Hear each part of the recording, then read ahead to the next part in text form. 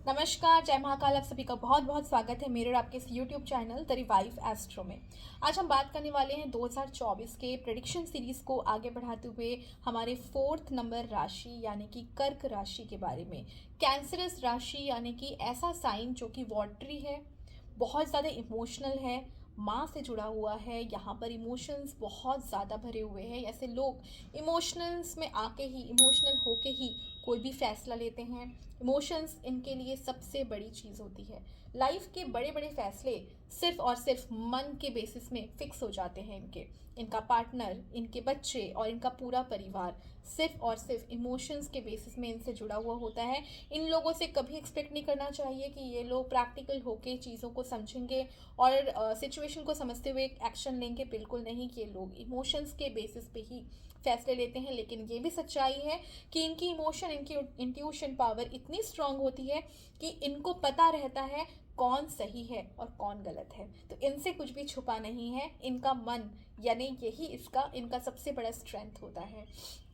इन लोगों की hand writing बहुत अच्छी होती है और इन लोगों का माँ के साथ जितना अच्छा संबंध होगा, माँ जितना ही इमोशनली कनेक्ट कर पाएंगे, इनके लाइफ में ग्रोथ भी उतनी स्ट्रांग होती चली जाती है।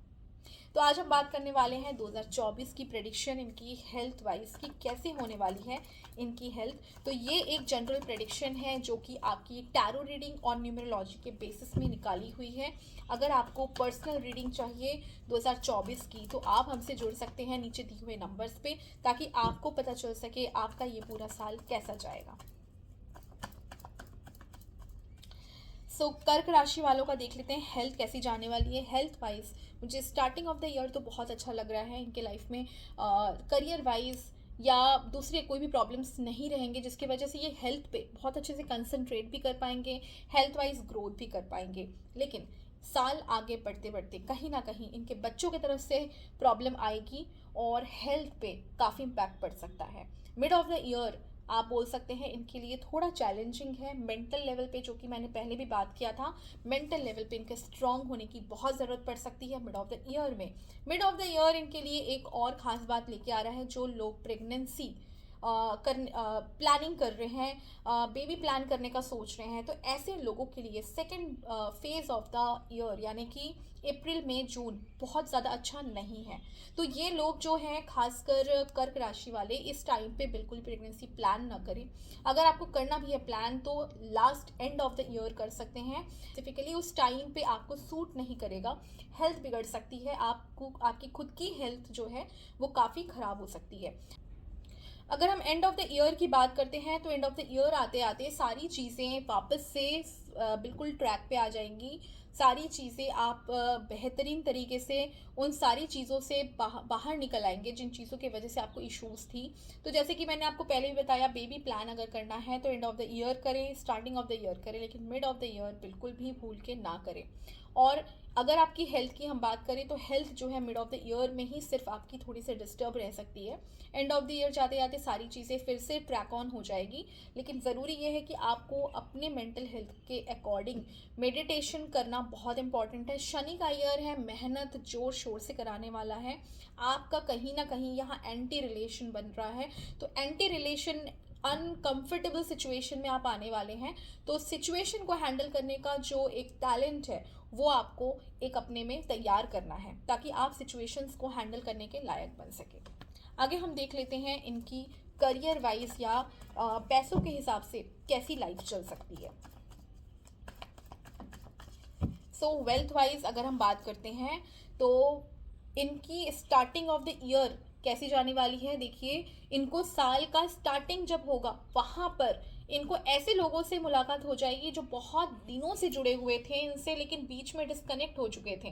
तो पुराने लोगों से जुड़ के इनको बहुत सारे वेल्थ के अचीवमेंट्स मिलेंगे, वेल्थ वाइज इनको बेनिफिट्स मिलेंगे। इस टाइम पे खासकर इनको जनवरी फरवरी मार्च के आसपास इनको अवार्ड्स मिलने के, प्रमोशन मिलने के, तरक्की मिलने के बहुत ज़्यादा चांसेस खुल जाते हैं। इस टाइम पे इनको पैसों के मामले में भी ग्रोथ मिल सकता है, नाम होगा, फेम मिलेगा, पुराने लोगों से रीयूनियन होगा, और जो लोग आगे चल के आपको काफ़ी बेनिफिट दे सकते हैं।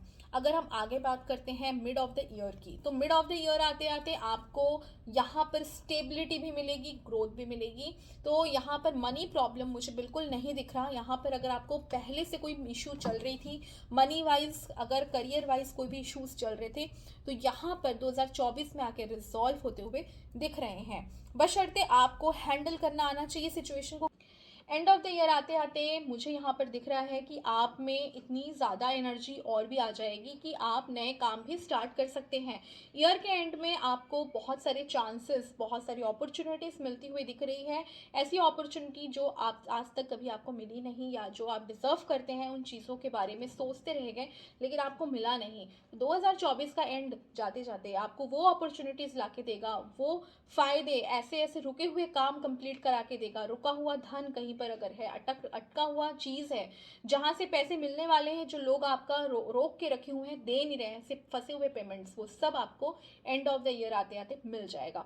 सो सितंबर, अक्टूबर, नवंबर, दिसंबर, ये 3-4 महीने बहुत ज़्यादा कीमती हैं आपके लिए, लेकिन ये बनेगा तब जब आप स्टार्टिंग के टाइम पे वर्क कर डालेंगे।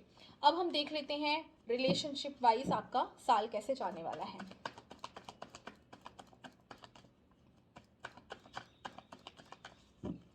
सो रिलेशनशिप वाइज अगर हम बात करते हैं, स्टार्टिंग ऑफ द ईयर आपका स्टार्ट होगा बहुत सारे एडवाइस से।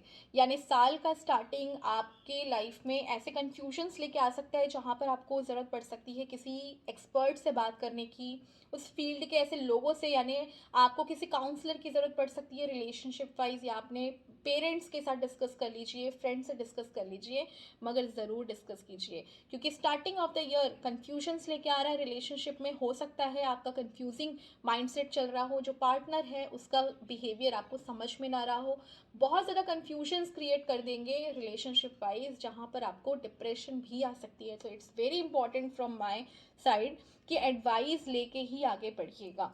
अगर हम मिड ऑफ द ईयर की बात करते हैं, तो यहाँ पर पेशेंस का कार्ड निकला है। तो यहाँ पर एडवाइस तो मिल जाएगी, लेकिन पेशेंटली भी आपको काम करना पड़ सकता है। आपका जो रिलेशनशिप है वो स्टेबल करने के लिए यहाँ पर पेशेंस बहुत ज़रूरत है।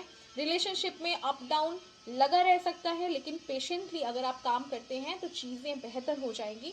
तो मेरा एडवाइस यहाँ पर यही है कि आप एडवाइस लीजिए और अपने पेशेंस को बढ़ाते हुए ही काम कीजिए, क्योंकि एंड ऑफ द ईयर ज़रूर लेके आ रहा है एक पॉजिटिव वाइब्रेशन। यहाँ पर दिख रहा है कि यूनिवर्स खुद चाहता है कि वो पार्टनर जिनके साथ आप जुड़ना चाहते हैं वो आपके लाइफ में परमानेंट बने रहें। इसके लिए ये जो स्टार्टिंग के ईयर में आपको स्ट्रगल दे रहा है वो उसी का पार्ट है। तो इस पार्ट को ज़रूर एंजॉय कीजिए, तभी लास्ट का जो फेज़ है वो आपको अचीव हो पाएगा।